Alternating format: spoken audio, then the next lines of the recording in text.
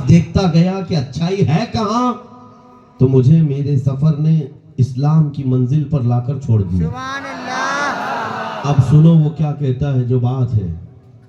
اس نے ہنس کر کے ایک اسٹیٹمنٹ دیا تھا کہ مسلمان بڑے غریب ہوتے ہیں، بہت ساری جگہوں پر یہ ان ایجوکیٹڈ بھی ہیں، اس دور میں جب ان کو پوری دنیا اپنے ٹارگٹ پر رکھی ہے، لیکن ایک چیز میں نے ان کے اندر دیکھی ہے، ایک چیز دیکھی ہے، عیسائی بھی ہیں اس دنیا میں، یہودی بھی ہیں، وہ بھی نبیوں کو مانتے ہیں، لیکن ایسے آزاد خیال ہے کہ کوئی اگر عیسائی حکومت، کرسچن حکومت ہے اور وہاں پر جا کر کوئی عیسیٰ علیہ السلام کے خلاف کوئی تختی لکھ کر کے گھوم رہا ہو، نعوذ باللہ کوئی گستاخی کر رہا ہو، تو وہ دیکھیں گے اور چل پڑیں گے۔ کہا کہ یہ فریڈم ہے، فریڈم آف ایکسپریشن ہے، فریڈم آف سپیچ ہے۔ یہودی بھی اس چیز کو دیکھ کر نظر انداز کر دیں گے، کسی نبی کی گستاخی کوئی کر کے گھوم رہا ہو، ان کی ہی حکومت کیوں نہ ہو۔ لیکن وہی سپورٹ مین جو ہے وہ کہتا ہے کہ یہ ان سب کے ساتھ ایسا ہے، لیکن جہاں مسلمانوں کی حکومت بھی نہ ہو، تھوڑے سے رہتے ہو، کسی اور کی حکومت ہو، اور وہاں کوئی بندہ ان کے نبی کی شان میں گستاخی کرے اور زندہ بچ کے دکھائے۔ یہ میری بات نہیں ہے، یہ مشہور آدمی کہہ رہا ہے امریکہ کا، جہاں تھوڑے سے مسلمان بھی رہتے ہو اور پھر ان کے نبی پاک کی شان میں گستاخی کر کے وہ آزاد گھومتا ہو، ایسا پاسیبل نہیں ہے۔ گستاخی کرنے والے کر جاتے ہیں، لیکن زندگی بھر منہ چھپا کر جینا پڑتا ہے۔ کئی ایسے بڑے بڑے آئے کتے اور منہ چھپا کر پوری زندگی گزار کر چلے گئے۔ ڈر کس بات کا ہے؟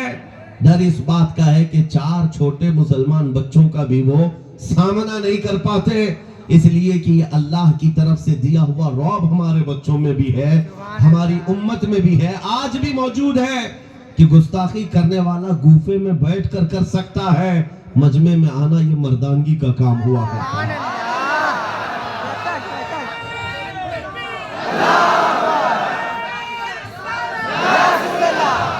اللہ کریم یہ جذبہ ہمیشہ سلامت رکھے۔ جو سینسیٹیو اور جو حساس پن قوم مسلم کے اندر ہے نبی پاک صلی اللہ علیہ وسلم کو لے کر، اس وقت تک میں نا امید نہیں ہوں، مایوس نہیں ہوں۔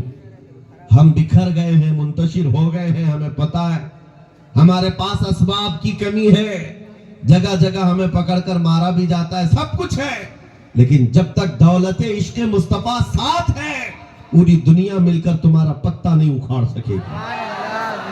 حضور کی محبت ہے، جتنی مرتبہ بھی مارا جائے گا، اللہ کریم اس چراغ کو پھر روشن فرمائے گا، پھر روشن فرمائے گا۔ ارے آج میری باتوں پر اگر یقین نہ ہو، اگر آپ کو ایسا لگتا ہے کہ یہ ہوا میں تیر چلانے والے جملے ہیں اور کتابوں کی باتیں آپ کو سمجھ میں نہ آئے، پرانی باتیں ہوں گی، تو آج کے اس دور میں کرنٹ افیئرز کو دیکھو، فلسطین کے ان نہتے بچوں کو دیکھو، اور ان کے مقابل میں کھڑے ہوئے سپر پاور طاقتوں کو دیکھو، جن کے پاس پیٹرول، میزائل، ہر طرح کے اسلحے ہیں، اور ان کے مقابل میں کھڑے ہونے والے ہاتھوں میں کنکریاں لے کر کھڑے، چھوٹے چھوٹے ہاتھوں میں کنکریاں۔ ان کا جذبہ کیا ہے، ان کے استقامت اور ان کا ایمان کیا ہے، اور ہزاروں بچوں کو مار کر کے بھی ابھی بھی ان کا خوف جاتا نہیں۔ ایک چھوٹی سی قوم جس کو تم نے برسوں سے پابندیاں لگا رکھی ہیں، ان کے پاس کھانا پانی دوائیاں تک نہیں جاتی، پلس ان کے اوپر اٹیک پر اٹیک کیے جاتے ہیں، پھر بھی میں پوچھتا ہوں، تم تو پوری دنیا کی داداگیری کرتے ہو، تمہارے پاس ساری طاقتیں ہیں، مگر اس چھوٹے خطے سے ڈر کر تمہیں نیند کیوں نہیں آتی؟ ڈر کس بات کا ہے؟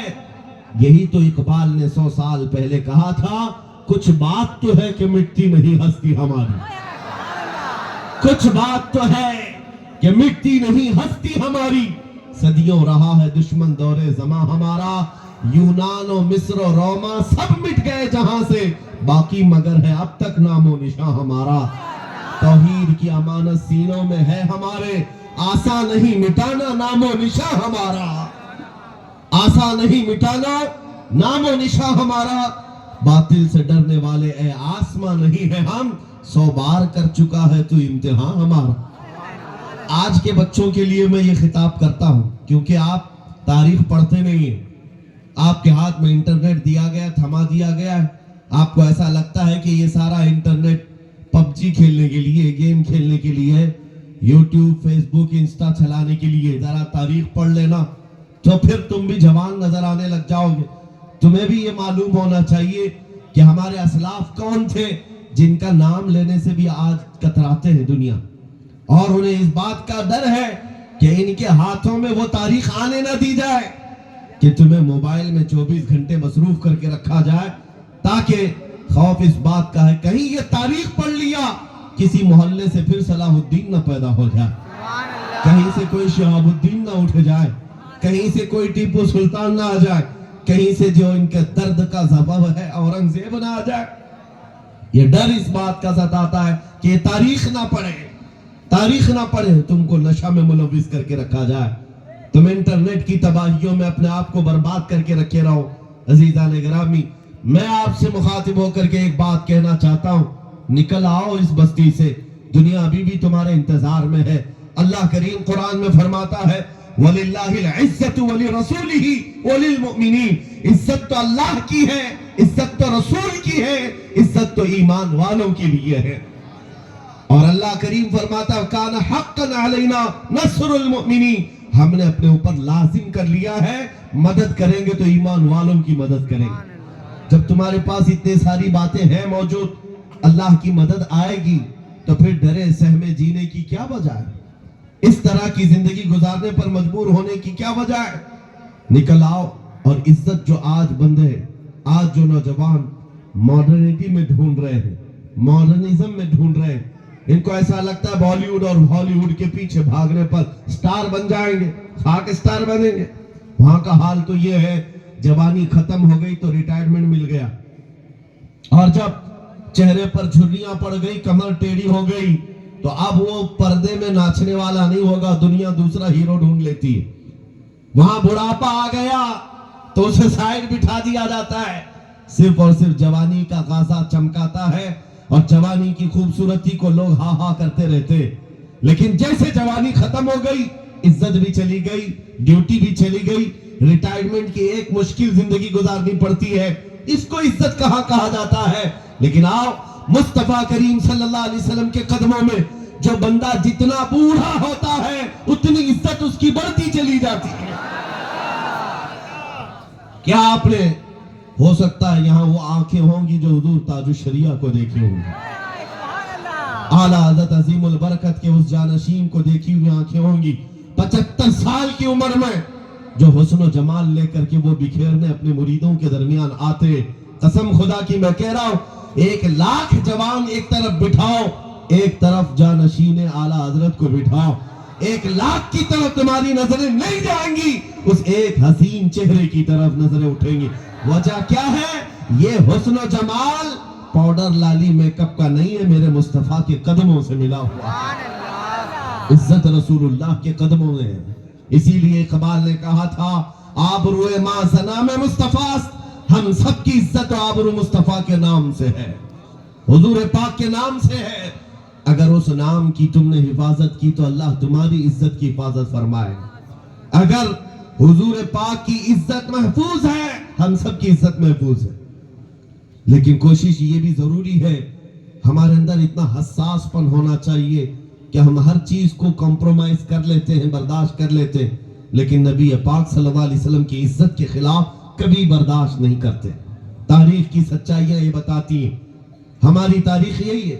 ایک صاحب جو ڈپارٹمنٹ سے تعلق رکھتے ہیں، وہ مجھ سے کہہ رہے تھے مولانا آپ اتنا زیادہ ایگریسو کیوں بولتے، بھڑکاؤ بھاشن لگتا ہے۔ اگر سچی بات کہنا بھڑکاؤ بھاشن ہے تو آپ سنتے رہو۔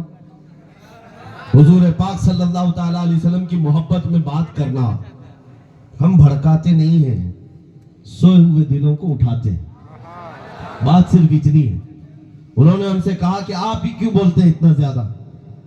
ہم نے ان کو ایک مثال دی تھی، بڑے صاحب تھے، حکومت کے کارندے تھے۔ ہم نے کہا اگر آپ کو کسی نے کہا تمہاری ماں بدکار تھی تو آپ کو کیسا لگے؟